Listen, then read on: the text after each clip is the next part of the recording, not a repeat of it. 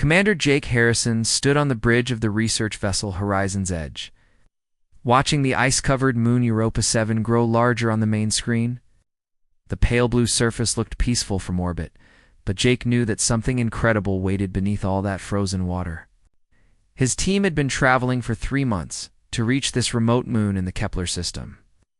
Following signals that had puzzled scientists across the galaxy, the year was 2387, and humanity had been part of the Galactic Federation for only 15 years.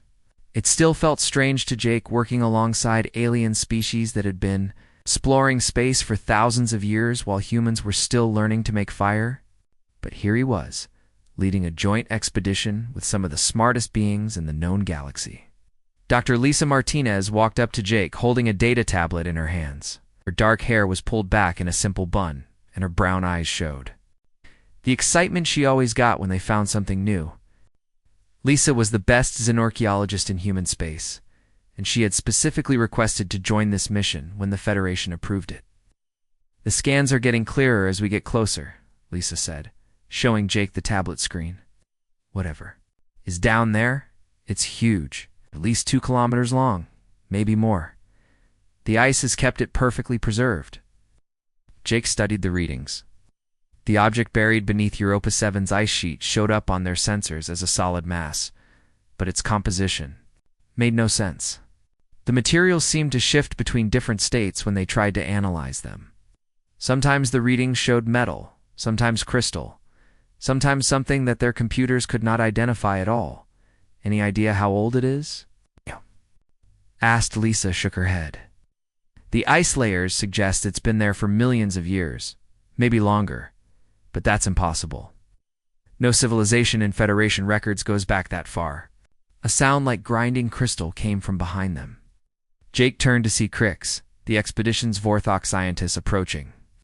The crystalline being was nearly 3 meters tall, with a body that looked like living diamond. When Crix spoke, his voice resonated through the ship's translation system. "The energy readings are most unusual," Crix said in his formal way of speaking.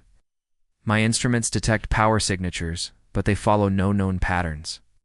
This vessel, if it is indeed a vessel, uses technology beyond current Federation understanding." Dr.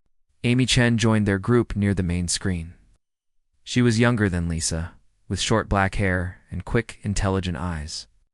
Amy was the team's linguist and cultural specialist. She had learned 12 alien languages in the past 5 years and could speak to most Federation species in their native tongues. "I've been reviewing the initial scans," Amy said. "There are markings on the hull that might be writing or symbols of some kind. The computer can't translate them, but there's something familiar about the patterns." Jake raised an eyebrow. "Familiar how?" Amy looked uncertain. "I'm not sure. Maybe it's nothing, but some of the mathematical relationships in the symbols remind me of ancient human number systems." A new voice spoke from across the bridge. "Mathematical relationships are rarely coincidental in archaeological contexts." The speaker was Zeth, a tall, thin member of the insectoid Zephyrian species. His 4 arms moved constantly as he worked at his station, and his large compound eyes reflected the bridge lights. "If Dr. Chen detects patterns similar to human mathematics, we should investigate this connection thoroughly." The final member of their team floated over in a mobility suit filled with water. Quell was a Kaleri, an amphibious species that needed to stay wet to survive. The suit allowed him to work alongside air-breathing species while keeping his gills moist. Qual was their technology specialist and had 3 degrees in ancient engineering. "I have been analyzing the power readings," Qual said through his suit's speaker system. "The energy source appears to be active, but dormant, like a machine that is sleeping but still alive. I have never encountered anything like it in 20 years of studying dead civilizations." Jake looked around at his team, humans Vorthok, Zephyrians, and Kalari working together to solve a mystery that might change everything they knew about galactic history. The Federation had assigned this mixed team specifically because each species brought different skills and perspectives to archaeological work. "All right, everyone," Jake said. "Let's take her down and get a closer look." The Horizon's Edge descended through, Europa 7's thin atmosphere and approached the coordinates where their sensors had detected the buried object. As they got closer, the readings became even stranger. The thing beneath the ice was definitely artificial, but it seemed to be made of materials that should not exist. Lisa worked at her station, trying to get clearer images of what lay beneath the ice. "Jake, you need to see this," she called out. The main screen changed to show a detailed scan of the buried object. Even through kilometers of ice, they could see that it was definitely a ship. But its design was unlike anything in Federation databases. The hull had smooth, curved lines that seemed to flow like water, but it also had geometric patterns that looked almost mathematical in their precision. "It's beautiful," Amy whispered. Cricks made a sound like wind chimes. "Beautiful. And impossible. The whole appears to be a single piece of material with no visible joints or construction seams. No known technology can create structures of this size from single-piece construction." "The power readings are getting stronger," Qual reported, "as if our presence is causing some kind of response." Jake felt a strange sensation in his chest, like his heart was beating in rhythm with something else. He shook his head, thinking it was just excitement about the discovery. "Can we land near it?" he asked their pilot. "The ice is thick, but stable," came the reply. "We can set down about a kilometer from the target and use the ice borers to reach it." As the horizon's edge settled onto Europa 7's surface, Jake looked out at the endless white landscape. Somewhere beneath their feet lay a ship that had been waiting in the ice for longer than any Federation civilization had existed. Who had built it? Where had they come from? And why did Amy think the symbols looked familiar? "Start preparing the excavation equipment," Jake ordered. "Qual, I want full spectrum analysis of those energy readings. Crix, see if you can identify any of those hull materials." Lisa and Amy worked together on those symbols. "I want to know everything we can learn before we actually reach that ship." Over the next several hours, the team worked to uncover the ancient vessel. The ice was harder than expected, and their equipment struggled to cut through it. But slowly, they made progress. As more of the ship's hull became visible, the energy readings grew stronger. Amy spent hours studying the symbols carved into the ship's surface. The more she looked at them, the more convinced she became that they were somehow connected to human mathematical concepts, but that made no sense. Humans had only been in space for a few hundred years. How could an ancient alien ship carry symbols that looked like human mathematics? "Jake," Lisa called from her analysis station. "I'm getting some strange readings. From the whole material, it's like it's scanning us back." "What do you mean?" Jake asked, walking over to look at her data. "The material seems to be responding to our presence. Look at these energy patterns. They change when different team members get close to the excavation site." Jake studied the readings. Lisa was right. The energy patterns were different depending on which team member was nearest to the ship. When Crix was close, the patterns showed one configuration. When Quell was nearby, they showed another. But when Jake himself had approached the ship earlier, the patterns had been completely different from anything they had recorded. "It's almost like the ship is trying to identify us," Amy said quietly. Jake felt that strange sensation in his chest again, stronger this time. It was as if something was calling to him from inside that ancient vessel. Something that had been waiting a very long time for someone to find it, as the ice continued to melt away under their equipment. More of the ship became visible. It was even larger than their scans had suggested, and its design became more mysterious the more they could see. The hull seemed to shift and change depending on the angle from which they viewed it, as if it was not entirely fixed and normal. "Space Commander," Qual's voice came over the communication system. "I am detecting what appears to be an entrance. The readings suggest it may be some kind of airlock or docking port." Jake looked out at the excavation site where his team had uncovered what did indeed look like a door or entrance. The team spent 3 days trying to open the ancient ship. They used every tool in their equipment bay, every scan known to Federation science, and every trick that 5 different species had learned in thousands of years of space exploration. Nothing worked. Jake stood in front of the ship's entrance, feeling frustrated and tired. The door looked simple enough, just a smooth section of the strange hull material with those mysterious symbols carved around its edges. but it might as well have been solid rock for all the good their advanced technology was doing. The molecular scanners show no obvious locking mechanism, Crix reported, its crystal body reflecting the work lights they had set up around the excavation. Sight. The door appears to be part of the hull itself, with no mechanical separation. Qual floated in his water suit nearby, studying readings on a handheld device. The energy patterns are stronger near the entrance, but I detect no control. Systems that our equipment can interface with. It is as if the ship uses technology completely foreign to all Federation knowledge. Dr. Lisa Martinez wiped sweat from her forehead, despite the cold air of Europa 7. Ow. I've cataloged over 200 symbols around this entrance alone. Amy and I have been working on translation for 72 hours straight. But the computer can't find any matches in Federation databases. Amy Chen looked up from her own tablet, rubbing her tired eyes. The mathematical relationships are definitely there, but they're incomplete. It's like we're missing a key piece of information that would make everything else make sense. Forearms moved in an agitated pattern that Jake had learned meant the Zephyrion was deeply puzzled. In my experience with ancient technologies, there is always a logical solution. Energy flows to where it is needed. Information travels from source to destination. But this vessel defies these basic principles. Jake walked closer to the door, studying the symbols for what felt like the 1,000th time. The strange feeling in his chest had grown stronger over the past 3 days. Sometimes he felt like the ship was trying to communicate with him, but that was impossible.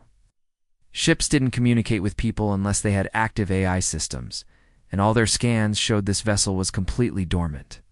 Maybe we're overthinking this, Jake said quietly. But what if it's not as complicated as we're making it? Commander, we have tried everything, Crix said. Energy projection, sonic resonance, electromagnetic stimulation, quantum field manipulation. The door simply does not respond to any known activation method. Jake nodded, but something was bothering him. All of their attempts had used technology and tools. They had approached the ship like scientists and engineers, which made sense. But what if that was wrong? What if the builders of this ship had intended something different? He thought about Amy's observation that the symbols looked familiar. Human mathematics, she had said. But humans hadn't been in space long enough to build something like this. Unless... Jake shook his head. That was impossible thinking. But the feeling in his chest grew stronger as he stepped closer to the door. His heart seemed to beat in rhythm with something inside the ship. Jake, Lisa said, watching him approach the entrance. Be careful. We still don't know what kind of defenses this thing might have. I don't think it has defenses, Jake replied, though he wasn't sure why he felt so certain about that. I think it's been waiting. Waiting for what? Amy asked. Jake didn't answer because he wasn't sure he wanted to say what he was thinking. Instead, he reached out his hand toward the smooth surface of the door. His team called out warnings behind him, but something inside him knew this was right. The moment his bare palm touched the door. Yeah! Everything changed. Light exploded along the ship's hull in patterns that looked like flowing water and dancing fire at the same time. The symbols around the entrance began to glow with soft blue radiance, and Jake felt a sensation like electricity running through his body, but without any pain. Jake! Lisa shouted, but her voice seemed to come from very far away. The door didn't open. Instead, it simply wasn't there anymore. Jake found himself looking into a corridor that stretched into the ship's interior, lit by the same soft blue glow that now covered the hull. The walls curved in ways that seemed impossible, and the air inside shimmered slightly as if it wasn't quite normal atmosphere. Behind him, his team stared in shock. Their instruments were going crazy with readings they had never seen before. The ship that had been completely dead for 3 days was now alive with energy and activity. How is this possible? Crix asked, his crystalline form ringing like a bell with surprise. Jake stepped through the entrance, and the rest of the team followed carefully. Inside, the ship was even stranger than the outside. The corridors were wide enough for several people to walk side by side, but they curved and twisted in ways that hurt to look at directly. Rooms opened off the main corridor, but they seemed to exist in spaces that should overlap but somehow didn't. The architecture defies basic geometric principles, Zeth observed. his compound eyes reflecting the blue light that seemed to come from the walls themselves. Amy was staring at panels that lined the corridor walls. "Jake, look at this," she called softly. Jake walked over to where Amy stood. The panels were covered with the same symbols they had seen outside, but now they were changing.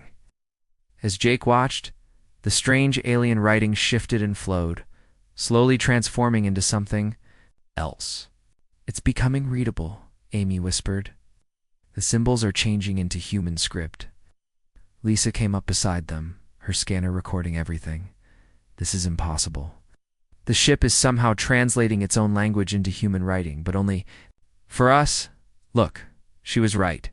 When Crix or Zeth or Qual looked at the panels, they still saw the alien symbols.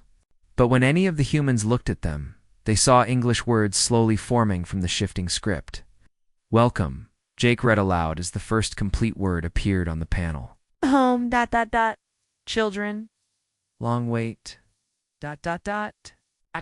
More words appeared.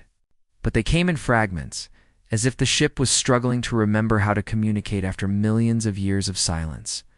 Jake felt drawn deeper into the vessel, following the blue lights that seemed to pulse like a heartbeat. The corridor led to a large central chamber with a ceiling that seemed to stretch up much farther than the ship's outer dimensions should. Have allowed, in the center of the chamber stood something that looked like a command chair, surrounded by panels and displays that were all coming alive with soft light. "It's responding to Jake specifically," Lisa said, studying her instruments. "The energy patterns are focused on human biosignatures, but they're strongest around him." Jake felt pulled toward the command chair. Every step he took made the ship's lights grow brighter and the humming energy in the walls grow stronger. He could feel something vast and ancient stirring to life around him. "Commander, perhaps we should proceed with more caution," Crix suggested. "This technology is beyond our understanding. There could be dangers we cannot anticipate." But Jake was already at the command chair. It was clearly designed for someone human-sized, with armrests and a backrest that fit his body perfectly. The moment he sat down, the chamber filled with light and sound. Suddenly, Jake wasn't just sitting in a chair anymore. He was connected to the ship itself, feeling its vast consciousness stirring after eons of sleep. Information flowed through his mind too fast to understand. Images and concepts that belonged to a time so ancient that the current galaxy had been young. He saw stars being born and dying. He saw civilizations rising and falling. He saw humanity, spread across the galaxy not as the newcomers they thought they were, but as something far older and more important than anyone had ever imagined. "Jake." Lisa's voice seemed to come from another universe. "Jake, what's happening to you?" But Jake could barely hear her. The ship was showing him its memories, its purpose, its long wait for this moment. He saw the builders of this vessel, and his mind reeled with the implications of what he was learning. They looked human, not similar to human. It's not evolved from the same ancestors.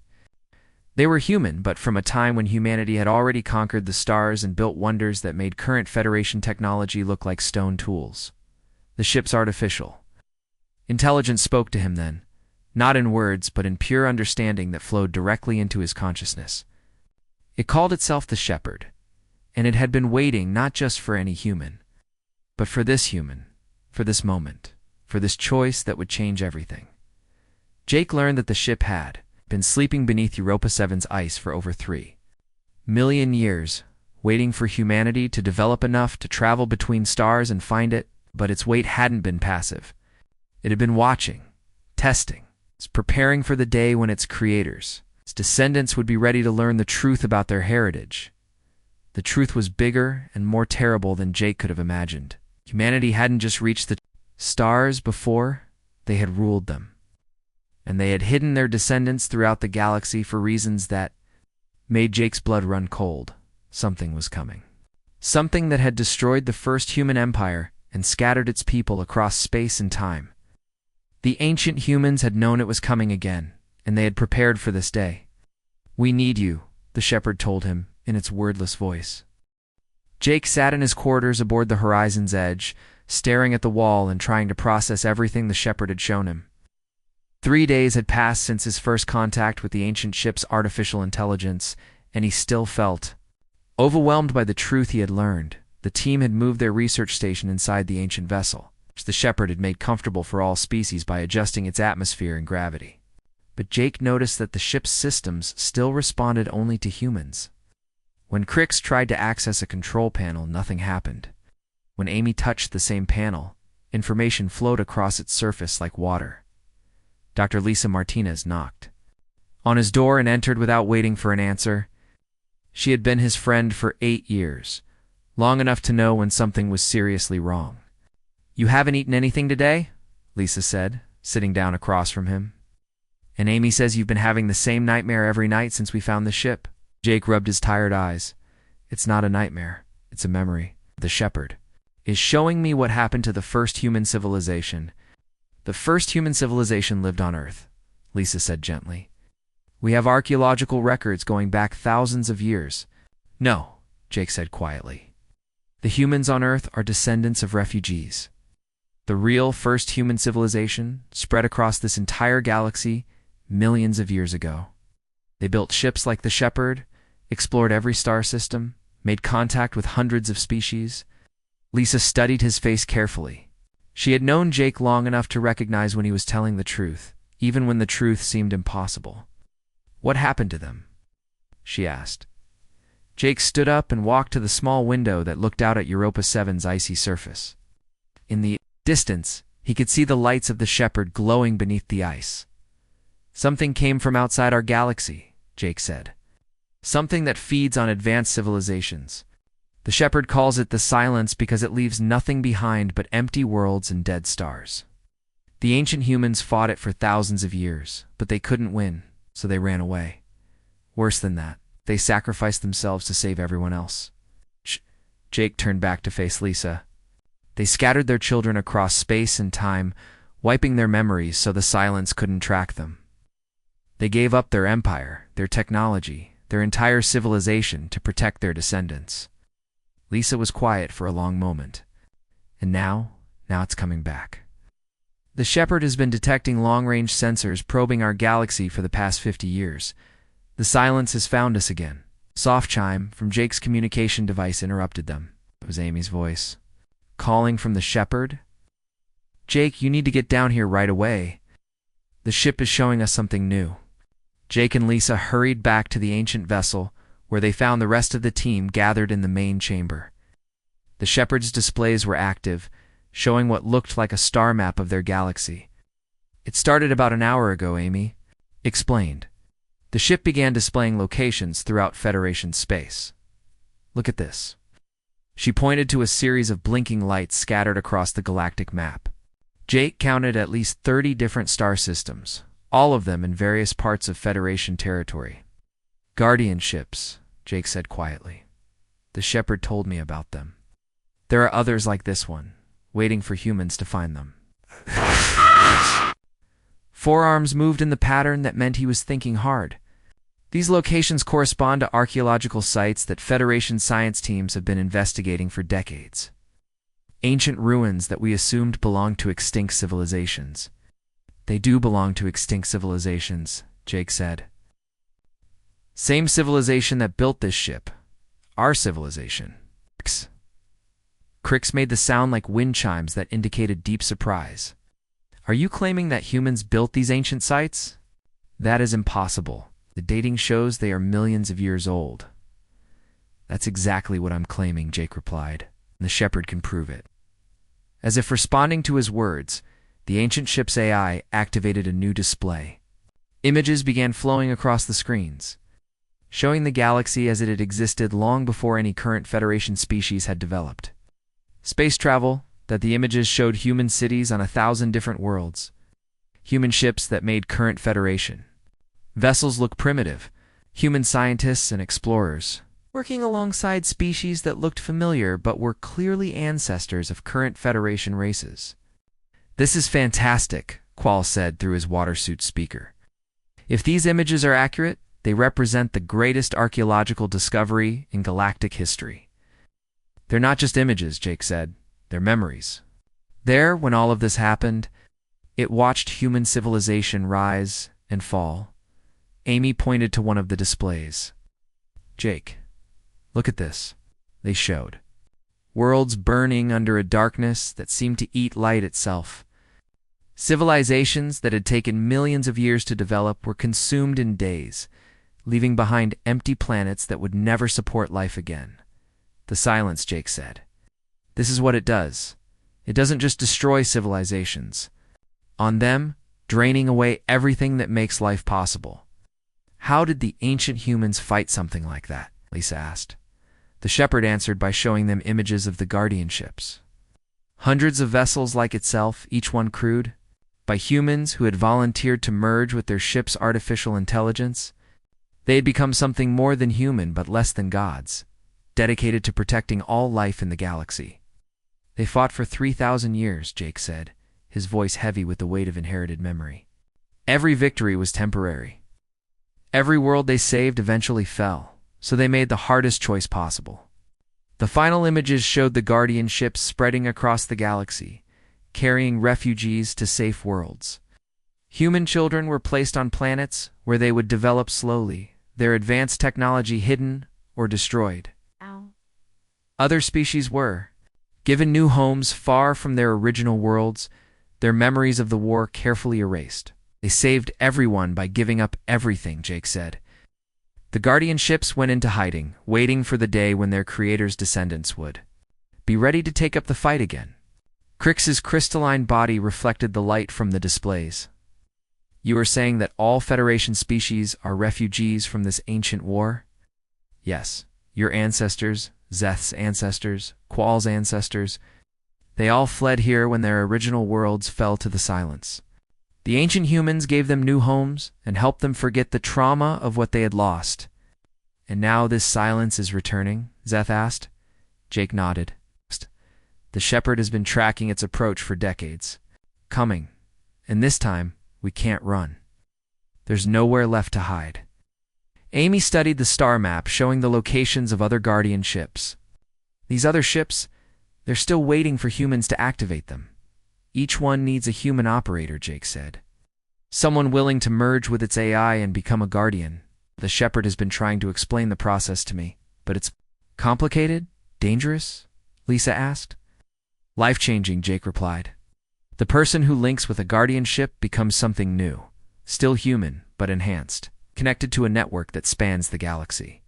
Qual's mobility suit hummed as he moved, closer to the displays. How many ships are there? Hundreds, Jake said. Maybe thousands.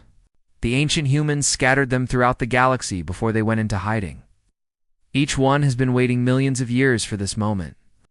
The moment when humanity would be ready to become guardians again, Amy said quietly. Just humanity, Jake corrected. All of us. The ancient humans didn't fight alone the first time. They had allies from dozens of species. This time we'll need the entire Federation working together. The chamber fell silent as everyone absorbed the implications of what they had learned. The galaxy they thought they knew was an illusion.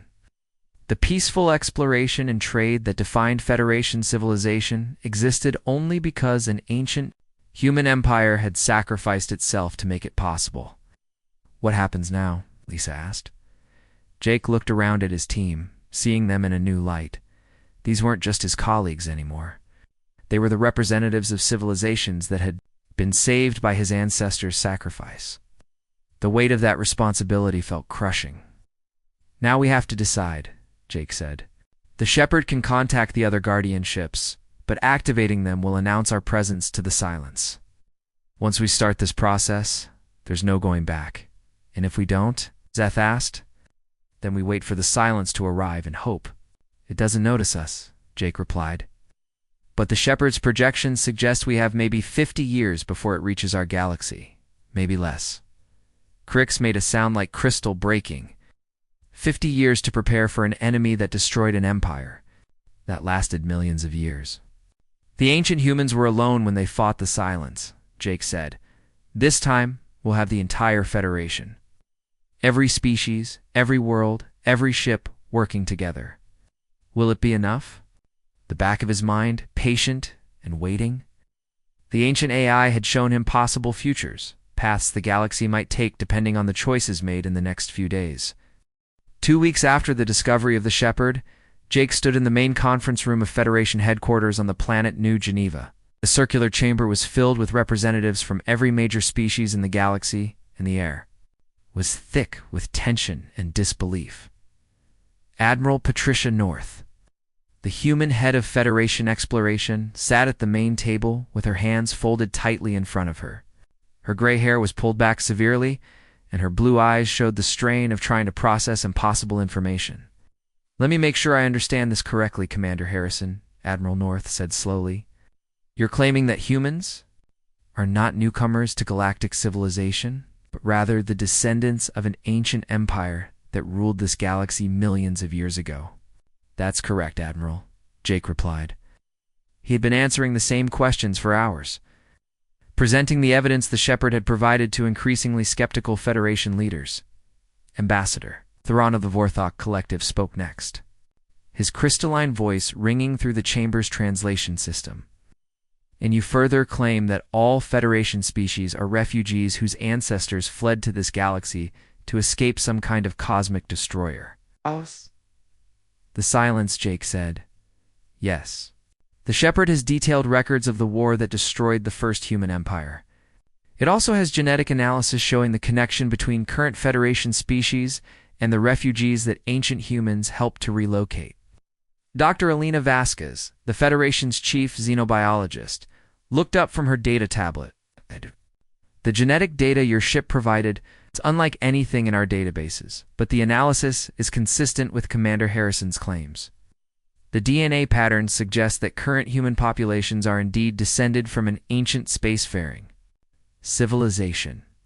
A murmur of voices filled the chamber as representatives discussed this revelation in their native languages.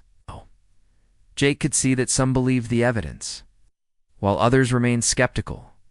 Counselor Rex of the Zephyrian Assembly gestured with all four arms in a pattern that Jake had learned meant deep concern.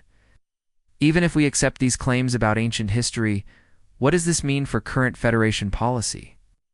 Why should events from millions of years ago affect our decisions today?" Felt the weight of responsibility on his shoulders. Over the past 2 weeks, he had maintained mental contact with the Shepherd, learning more about the coming threat with each connection. The news was not good. "Because the silence is coming back," Jake said. "The Shepherd's long-range sensors have detected advanced scouts at the edge of our galaxy. We have perhaps 40 years before the main force arrives. 40 years to prepare for an enemy that destroyed a galactic empire," Admiral North asked. "How is that even possible?" "Ancient humans fought the silence alone," Jake replied. "This time, we have the entire Federation. Every species, every world, every ship working together. Plus, we have the Guardian ships." This brought another wave of discussion from the assembled representatives. The existence of hundreds of ancient vessels scattered throughout Federation space was perhaps the most concrete evidence supporting Jake's claims, Captain. Rodriguez of the Federation Science Division stood up from his seat. "We've confirmed the locations of 17 Guardian ships so far. Each one is buried on worlds that our archaeological teams have been studying for decades, but they all remain dormant. They need human operators," Jake explained. "The process of bonding with the Guardian ship changes the operator permanently, becomes something more than human, connected to a network that spans the galaxy." Ambassador Thyron's crystalline form flickered with internal light, a sign of deep thought. "Among his species, you are asking us to base our entire military strategy on the word of an ancient artificial intelligence and the visions of one human who claims to communicate with it." "I'm not asking you to take my word for anything," Jake said firmly. "The Shepherd is willing to share its knowledge with anyone who wants to verify the facts. But time is running out. Every day we delay gives the silence more time to prepare its attack." Dr. Lisa Martinez, who had been sitting quietly in the observers section, raised her hand to speak. "May I address the council?" Admiral North nodded, and Lisa stood up. "I've worked with Commander Harrison for 8 years. I've seen the evidence firsthand, studied the Shepherd's data, and witnessed its capabilities. This is not a delusion or a hoax. The ship's technology is beyond anything in Federation databases, and its historical records are consistent with archaeological evidence we've been finding for decades." but you're asking us to fundamentally change our understanding of galactic history, said Counselor Keth of the Kalari Union. To accept that our entire civilization exists only because an ancient human empire sacrificed itself to save our ancestors. I understand it's difficult to accept, Jake said. But the alternative is to ignore a threat that could destroy every living thing in the galaxy. The chamber fell silent as the representatives considered Jake's words. He could feel the shepherd's presence in the back of his mind, patient and waiting. The ancient AI had shown him possible futures, and most of them were dark. Finally, Admiral North spoke. Commander Harrison, you said that activating the Guardian ships would announce our presence to this silence. What exactly does that mean? Closed his eyes briefly, accessing the information the shepherd had shared with him. The Guardian ships operate on quantum frequencies that the silence can detect. The moment we activate the network, they'll know we're here, and they'll know we remember our history. And if we don't activate them, then we hope the silence doesn't notice us when it arrives. But the shepherd's analysis suggests that's unlikely. The silence feeds on advanced civilizations, and the Federation qualifies as an advanced civilization. Rex made a clicking sound with his mandibles. So our choices are to fight an enemy that destroyed a galactic empire, or hope it ignores us completely. Those are the only options, Jake confirmed. Dr. Amy Chen, who had been working with Federation linguists to translate more of the shepherd's records, stood up from her seat. There's something else the Council should know. The shepherd has shown us records of other galaxies that fell to the silence. In every case, civilizations that tried to hide were discovered and consumed. The only species that survived were those that fought back, even though they ultimately lost? Ambassador Thuran asked. Some didn't lose, Amy replied. The shepherd has records of 3 galaxies where the local civilizations successfully drove off the silence. But in each case, they had advance warning, and time to prepare. This brought a new wave of discussion from the assembled representatives. Jake could see hope beginning to appear on some faces, while others still looked skeptical. What kind of preparation? Admiral North asked. Jake felt the shepherd's knowledge flowing through his mind. Military preparation, obviously, but also something more important. The civilizations that survived the silence all had one thing in common. They unified completely. Every species, every faction, every world working toward the same goal. 8. Federation is already unified, Counselor Keth pointed out. Not like this, Jake said. The successful civilizations gave up their individual national interests entirely. They shared all technology, all resources, all knowledge. It became truly united, not just allied. The chamber fell quiet again as representatives considered the implications. Jake knew that what he was describing would require sacrifices that many species might not be willing to make. Captain Rodriguez looked thoughtful. How long would this process take? Is activating the Guardian ships and unifying the Federation to this degree? Years, Jake admitted. Maybe decades. But the shepherd believes we can do it if we start now. And if we wait too long? Jake felt a chill as he accessed the shepherd's darkest projections. If we wait until the silence arrives, we'll be fighting a defensive war with no time to prepare.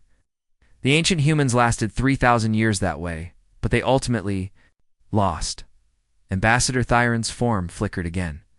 You're asking us to gamble the existence of galactic civilization on the memories of an ancient machine? I'm asking you to prepare for a threat that's coming whether we believe in it or not, Jake replied. The shepherd's sensors don't lie. Something is approaching our galaxy from intergalactic space, and it's bigger than anything in Federation. Records Admiral North looked around the chamber at the assembled representatives. I think we need to vote on this. All those in favor of beginning preparations for Commander Harrison's scenario? Hands, claws, tentacles, and crystalline appendages rose throughout the chamber. Jake counted quickly and felt his heart sink. Less than half of the representatives supported immediate action. All those opposed? More appendages rose, and Jake realized that the Federation was split almost evenly on the question. The motion fails, Admiral North announced. However, I'm authorizing a compromise position. Commander Harrison, You have permission to begin limited activation of guardianships on a volunteer basis. Any human who wishes to bond with a guardian ship may do so, but Federation resources will not be committed to large-scale preparation at this time. Jake felt a mixture of relief and frustration. It wasn't the full support he had hoped for, but it was a beginning. 5 years had passed since Jake Harrison first touched the ancient ship beneath Europa 7's ice. Now, he stood on the bridge of the Guardian vessel Shepherd, watching as dozens of other awakened ships moved through space in perfect formation. Each ship glowed with the same blue energy that had first amazed his team. Each was bonded with a human who had volunteered to become something more than they were before. Jake was no longer entirely human himself. The bonding process with the Shepherd had enhanced his mind and body in ways that still surprised him. He could feel the thoughts and emotions of every other Guardian across the galaxy, connected through a network that spanned millions of light years, but he was still recognizably Jake Harrison, still the man who had led an archaeological expedition and discovered the truth about humanity's past. Dr. Lisa Martinez stood beside him. But she too had changed. 6 months ago, she had bonded with a guardianship called the Keeper, becoming the network's chief archivist and historian. Her enhanced memory now contained the complete records of the ancient human empire, and her understanding of galactic history was deeper than any scholar who had ever lived. The latest reports from the Edge Scouts, Jake asked, without turning away from the main display. The silence has entered our galaxy, Lisa replied quietly. Its advanced forces reached the outer rim 3 days ago.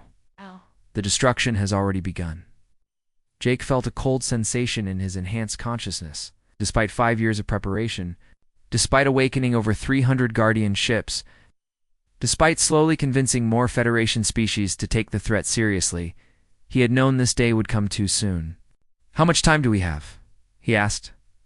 The Shepherd's calculations suggest 18 months before the main force reaches Federation space, Lisa said. Maybe less if they move faster than expected. Jake closed his eyes and felt the network of Guardian consciousness around him. 327 active ships, each crewed by a human who had given up their normal life to become a protector of all galactic civilization. It was more than he had dared hope for 5 years ago, but still far fewer than the thousands of Guardians who had fought the silence in ancient times. "Any word from the Federation Council?" Jake asked.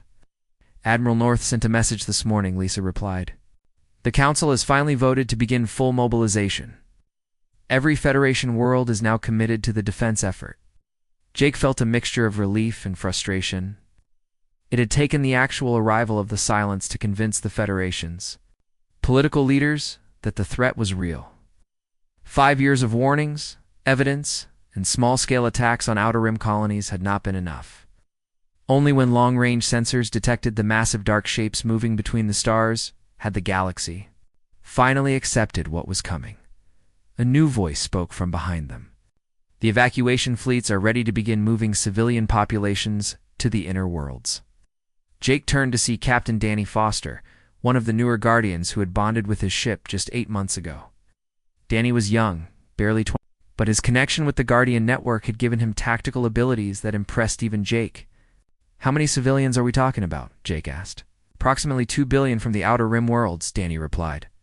"The logistics are staggering, but the civilian ships are working around the clock." Jake nodded. The evacuation plan was one of the few things the Federation had agreed to implement immediately after his first presentation 5 years ago. Even the skeptical council members had understood that moving civilians away from the danger zone made sense regardless of weather. They believed in the silence. "What about the defense stations?" Jake asked. "Admiral North has positioned the Federation fleet at strategic points throughout the Outer Rim," Danny said. "They're hoping to slow down the silence's advance while we prepare the final defense lines." Jake felt the weight of responsibility that had grown heavier with each passing year. The Federation fleet was brave and well-equipped by current standards. But he had seen the Shepherd's records of what happened when conventional forces tried to fight the silence. The outcome was always the same. "They won't be able to stop it," Jake said quietly. "Conventional weapons don't work against the silence. The Federation fleet will buy us time, but they can't win." Lisa placed a hand on his shoulder. They know that, Jake. Admiral North understands the risks.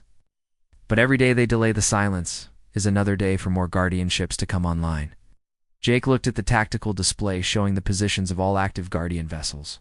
327 ships spread across the galaxy, each one a miracle of ancient technology bonded with human consciousness. It was the largest Guardian fleet that had existed in over 3 million years, but Jake knew from the historical records that it might not be enough. The Shepherd has been showing me something, Jake said. A memory from the ancient war. Something the original Guardians tried in their final battle. Something that might work if we have enough ships. What kind of something? Danny asked. Jake closed his eyes and let the ancient memory flow through his consciousness. The images were difficult to process, showing events that had taken place before any current civilization existed. A quantum resonance cascade, Jake said slowly. The original Guardians linked all their ships together in a network that could manipulate space-time itself. They tried to trap the silence in a pocket dimension, cutting it off from our universe permanently. Did it work? Lisa asked. Partially. They managed to banish most of the silence, but the effort destroyed almost all the Guardian ships and their crews. Only a few vessels like the Shepherd survived, and they went into hiding to wait for this day. Danny studied the tactical display thoughtfully. How many ships would we need for something like that? The Shepherd estimates at least 500, Jake replied. Maybe more, depending on how strong the silence has become since the ancient war. Lisa felt a chill in her enhanced consciousness. We have 327 ships. Even if we activate every remaining Guardian vessel, we might reach 400. Then we'll have to find another way, Jake said. A soft chime indicated an incoming message from the network. Jake opened his mind to receive it and felt his heart sink as the information flowed through his consciousness. The silence has reached the Kepler system, he announced. The Federation's fourth fleet is engaging them now. All three Guardians turned to watch the main display as it shifted to show long-range sensor readings from the battle. The Federation ships appeared as bright points of light, moving in the precise formations that Admiral North had perfected over decades of military service. But the silence appeared as areas of absolute darkness, shadows that seemed to absorb light and energy. The fourth fleet has over 200 ships, Danny said quietly. It won't matter, Jake replied, watching as the dark shapes moved through space toward the Federation formation. Watch. The battle lasted less than an hour. The Federation ships fought bravely, using every weapon and tactic in their arsenal. But when their energy beams struck the dark shapes of the silence, the attack simply vanished as if they had never existed. The silence moved through the Federation fleet like shadows through candlelight, and wherever they passed, the bright points of Federation ships went dark forever. 200 ships, Lisa whispered. Jake felt the deaths of thousands of Federation personnel through the network's connection to galactic consciousness. Each life lost diminished the galaxy's ability to resist what was coming. Admiral North is pulling back the remaining fleets, Danny reported, monitoring communications from Federation headquarters. They're establishing a defense line at the middle rim. How long will that hold them? Lisa asked. Jake consulted the Shepherd's tactical projections. 6 months. Maybe 8 if the Federation implements some of the defensive strategies we've suggested, and then the silence reaches the core worlds, and we make our stand. Jake looked around at his two companions, seeing in their faces the same determination he felt in his own heart. We may not have 500 Guardian ships, but we have something the ancient humans didn't. What's that? Danny asked. We have the entire Federation working with us. Every species, every world, every remaining ship dedicated to the same goal. The ancient humans fought alone because their empire was all there was. We have allies, Lisa nodded slowly. The Shepherd has been showing me alliance records from the successful galaxies. In every case, victory came not from superior numbers or technology, but from perfect unity between different species. Then that's our advantage, Jake said. We may have fewer Guardian ships than the ancients, but we have more diversity. More different ways of thinking and fighting. New message came through the network. and Jake felt a surge of hope as he processed the information. The Vorthok Collective has finished converting their industrial worlds to Guardian ship production, he announced. They estimate they can build 50 new vessels in the next 4 months, if we can find human crews for them. The volunteer applications have been increasing since the Kepler battle, Danny reported. Apparently, seeing the Silence in action has convinced a lot of people that we need Guardians. Jake felt the network expanding around him as more humans across the galaxy made the decision to bond with Guardian ships.